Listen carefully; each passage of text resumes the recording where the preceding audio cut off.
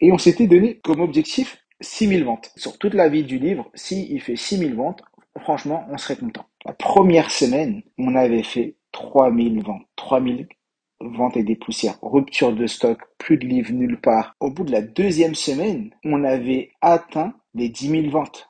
C'était juste extraordinaire. Je me suis arrêté, je me suis dit, c'est pas possible. Qu'est-ce qui se passe? Je suis Mohamed Bouclé, auteur, conférencier et formateur en technique d'apprentissage. Je suis vice-champion du monde de lecture rapide et triple champion de France de mind mapping. Dans le podcast Connaissance illimitée, on démocratise les techniques d'apprentissage. Le but de ce podcast est de parcourir la vie de plusieurs personnes inspirantes pour vous démontrer que la réussite est à portée de tous. Et sur vous, bienvenue dans ce nouvel épisode du podcast Connaissance illimitée. Et aujourd'hui, je fais un épisode très particulier parce que je vais vous parler de mon livre. Oui, cela fait 2 mois, jour pour jour, que mon livre est sorti aux éditions Robert Laffont. Ce livre s'appelle bien sûr Connaissance illimitée, vous le connaissez tous. Et ce qui est particulier, on vient d'atteindre la barre des 23 000 livres vendus en 2 mois. C'est juste exceptionnel et c'est juste incroyable. Et on a été best-seller en 3 semaines, même pas en 10, même beaucoup moins, en 10 jours. En 10 jours, on était best-seller. On avait dépassé la barre des 10 000 livres vendus, sachant que plus de 90% des livres ne dépassent pas la barre des 6 000 livres vendus dans toute leur existence. Et nous, on a réussi à vendre 23 000 livres en 2 mois. C'est juste exceptionnel et j'ai envie de retracer avec vous tout ce cheminement, tout ce qui m'a poussé à écrire ce livre et comment j'en suis arrivé là. Parce que quand je me pose et que je fais ce petit moment d'introspection pour me dire mais qu'est-ce qui s'est passé, par où t'es passé, je me dis mais c'est juste fou. Et j'ai envie que vous tous ceux qui écoutent régulièrement ce podcast, puissiez vous aussi vous dire bah, demain je peux devenir auteur et demain je peux faire comme moi-même. Eh bien, ce qui s'est passé, c'est que en juillet 2021, j'étais à la plage et je me suis dit, ce serait bien d'écrire un livre. Je regardais mes enfants jouer et je regardais mon grand jouer et je me suis dit, et si demain je partais, qu'est-ce que je pourrais lui laisser? Et je me suis dit, ah, là, ce serait bien que tu écrives un livre. Ce serait bien que tu laisses un héritage, que tu laisses quelque chose derrière toi pour que ton fils puisse le lire et puisse se dire, ouais, lui c'est mon papa, c'est lui, il a écrit ça. Et en rentrant de mes vacances, en septembre, je me pose et je préviens mon équipe et je me dis maintenant, je vais écrire un livre. Et là, je commence l'écriture du livre tranquillement. Je me mets à écrire le livre et on arrive en avril 2022. Tout est prêt, le livre est prêt. Dans le livre, je raconte mon histoire, je partage des techniques d'apprentissage. J'ai vraiment voulu donner un maximum de contenu, un maximum de valeur pour que le lecteur en ait pour tout simplement l'achat de son livre. Et c'est assez particulièrement, ce qui se passe, c'est que au moment où je fais le point marketing avec mes équipes pour leur dire c'est bon, le livre est prêt, on va le sortir, on va le partager, on veut le sortir tout simplement en auto-édition sur Amazon. Un peu comme beaucoup de personnes, on se dit que les maisons d'édition ne peuvent pas être intéressées par mon histoire, par ce que je propose, et je me dis, je vais le lancer tout seul. Quoi qu'il en soit, au moins j'aurai avancé dans mon projet. Et à ce moment, je reçois un mail de Robert Laffont, ou du moins des éditions Robert Laffont. Je dis, mais c'est impossible, c'est quoi ce mail? J'ouvre le mail, et là, une dame qui s'appelle Sophie me dit, bonjour Monsieur Bouclé, j'ai vu votre travail sur les réseaux sociaux. Avez-vous un projet d'écriture de livre? Je dis, mais c'est pas possible. Moi, mon livre, il est prêt, il va sortir. Et là, elle me demande si j'ai un projet d'écriture de livre. J'appelle cette Sophie, bien sûr. Peut-être qu'elle va écouter cet épisode et je la remercie d'avoir fait ce pas, de m'avoir écrit. Et aujourd'hui, on travaille main dans la main et on avance ensemble. Elle m'écrit ce message. Je l'appelle et je lui dis oui, bonjour. Elle me raconte un peu qui ils sont, combien de personnes travaillent sur Robert Laffont, leur projet. Et moi, Un peu naïvement, je leur dis, non, mais c'est bon, je vais aller tout seul. Moi, mon livre, il est prêt, je vais le lancer et je pourrai vous appeler une fois qu'il est lancé pour faire peut-être une réédition, une deuxième édition. Je vais me lancer tout seul. Je raccroche. Un peu fier de moi, je vais voir ma femme. Je lui dis, tu sais pas qui m'a contacté aujourd'hui, Robert Laffont. Ils veulent que je passe avec eux pour l'écriture de mon livre. Moi, je leur ai dit, c'est bon, je vais le faire tout seul. Elle me dit, Robert Laffont. Le Robert, le dictionnaire Le Robert. Je lui dis, oui, oui, Robert Laffont. Elle me dit, mais t'es fou. Qu'est-ce qui t'a passé par la tête? Mais t'es fou. C'est comme si, elle me dit, mais c'est comme si TF1 te demandait, viens, je vais produire ton film, et toi tu dis, non, mais je vais faire un film tout seul. Mais dis, t'as perdu une case. Mais tu te rends pas compte. Et là, je vais sur Internet, et là, je vais faire des recherches, mais un peu plus approfondies sur la maison d'édition. Et je me rends compte que c'est la deuxième plus grosse maison d'édition de France, qu'elle a accompagné les plus grands lecteurs, et les plus grands, je veux dire, les plus grands écrivains. Et que tous les ans, il y a des milliers et des milliers de lecteurs qui achètent leurs livres. Et moi, je leur ai dit non. J'ai dit bon, ça fait rien, je vais t'arrêter, il n'y a pas de souci, tu les rappelleras. Et j'ai pas voulu les appeler tout de suite, je les ai rappelés le lendemain.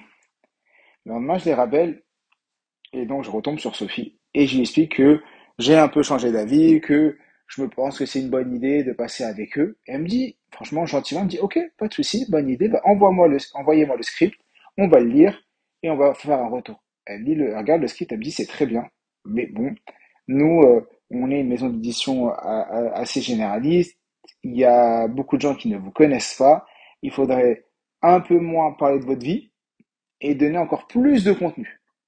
Et là, on est en avril 2022. Petite pause pour te dire que si l'épisode te plaît, like, abonne-toi et mets 5 étoiles pour nous soutenir.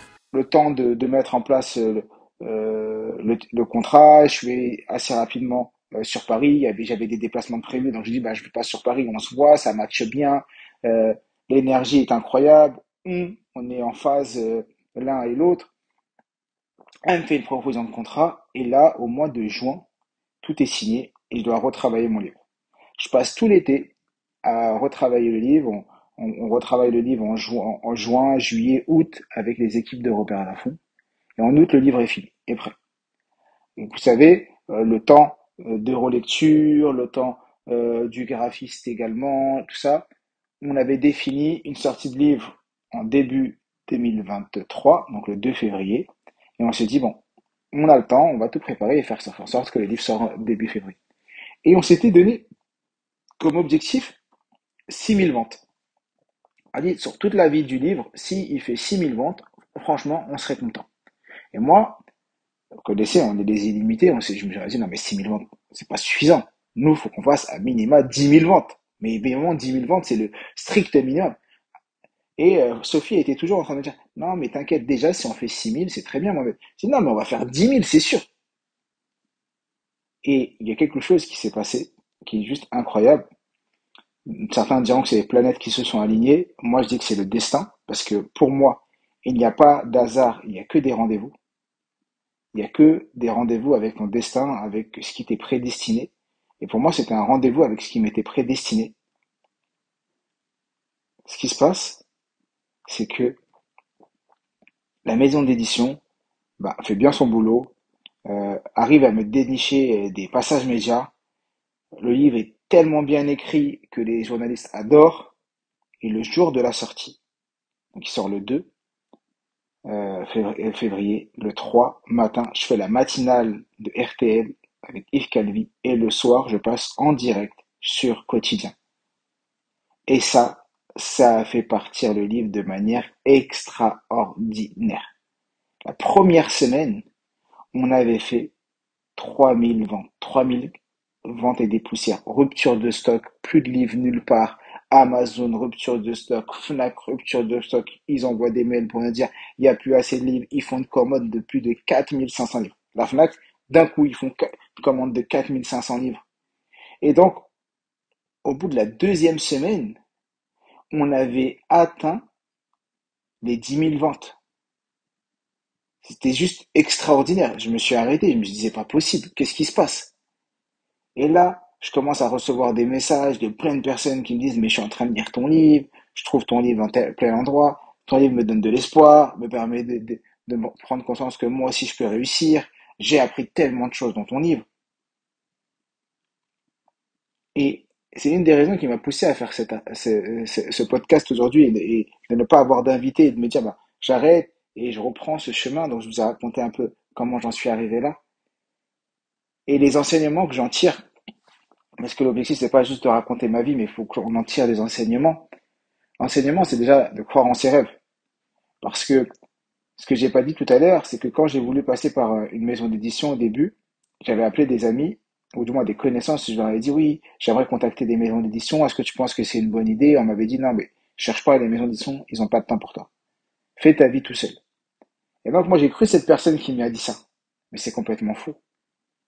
J'ai pas prospecté, ça m'est tombé dessus, ça a été un rendez-vous avec mon destin, mais non, les maisons d'édition, elles sont là. Si ton livre est bon, si ce que tu proposes est bon, bah, elles sont là, elles attendent que ça. À toi de prospecter. Ensuite, toujours, le deuxième enseignement, c'est challenger les objectifs. Quand toi, tu as un objectif et tu dis là, c'est bon, je vais atteindre tel objectif, si les autres te disent non, mais déjà, 2000 c'est bien, 3000 c'est bien, 4000 c'est bien, je leur dis non, non, non. Moi, mon objectif, c'est ça. Et fais tout pour. Avant même que le livre soit sorti, avant même que le livre soit sorti, on était numéro 100 sur Amazon. Avant même que le livre soit sorti. Et le jour de la sortie, on a été numéro 1 des ventes Amazon pendant plus de 3 jours. Et on a été pendant presque 7 jours d'affilée numéro 1 des ventes, tous livres confondus. On a même été une semaine numéro 1 des ventes, tous livres, toute France. C'est-à-dire qu'il y a des sondages qui se font tous les semaines. Et là, sur une semaine, tous les livres en France, non-fiction, quand on fait le cumul de toutes les librairies, qu'on prend les librairies, les Fnac, Amazon, tout, on était numéro 1. Moi, le dyslexique du fond de la classe. Et ça, c'est pour vous dire que vous aussi, vous pouvez le faire. Donc, challengez vos objectifs. Quand on vous dit, bah, tu auras que ça, tu dis, non, moi, j'y crois pas, je peux faire plus. Et bien sûr, c'est les actions qui vont vous permettre de réussir. C'est pas juste dire, je vais faire plus. C'est les actions pour faire plus. Moi, j'ai passé énormément de temps à parler de mon livre, à me trouver des idées, à me dire comment je vais faire pour que des gens puissent acheter mon livre, quel cadeau je vais faire à toutes les personnes qui achètent mon livre. Mais pourquoi j'ai mis ça en place? Parce que tout simplement, j'étais persuadé qu'en faisant ça, ça pouvait aider un maximum de gens. Si vous aussi, si toi aussi tu as le projet d'écriture d'un livre, mais vas-y. Si tu as un autre projet, mais vas-y. Crois en toi, avance, dépasse-toi et fais en sorte de croire en tes rêves. Et si les gens te disent c'est pas possible, tu dis c'est faux, j'y vais et je continue. Et aujourd'hui, on est à 23 000 livres vendus. Et c'est pas fini parce que ça fait que 2 mois. Donc l'objectif c'est qu'on continue comme ça. Qu'on continue. Si peut-être que si t'écoutes ce podcast et que tu t'es pas encore procuré mon livre, tu vas peut-être faire partie de ces futurs lecteurs. Et ce qui est incroyable dans le livre, c'est qu'on a mis plein de cadeaux. On a mis des QR codes à plein d'endroits pour que les gens trouvent de la valeur, pour que les gens soient satisfaits. Parce que c'est beau d'avoir des beaux objectifs, mais il faut derrière délivrer. Il faut derrière être au rendez-vous. C'est ça le plus important. C'est pas les objectifs, c'est être au rendez-vous. Être au rendez-vous, c'est donner de la valeur. Le livre n'aurait jamais eu autant de succès si j'avais juste fait quelques lignes comme ça en disant c'est bon les gens, juste je leur écris quelques petits blabla. Non, j'ai donné énormément de valeur. Ne soyez jamais avare, ça c'est un autre enseignement. Ne soyez jamais avare en information. Ne soyez jamais avare en dons. Plus vous allez donner, plus vous allez recevoir. C'est parce que dans le livre, on donne énormément qu'aujourd'hui, on reçoit énormément. La vie est un vase communicant. Plus tu donnes, plus tu reçois. Et ça, c'est dans notre quotidien. N'ayez pas peur de donner. N'ayez pas peur de donner des informations. Et des fois, vous dites, ouais, mais regarde, il est égoïste, j'ai donné. Non, n'attends pas à ce que les gens te le rendent.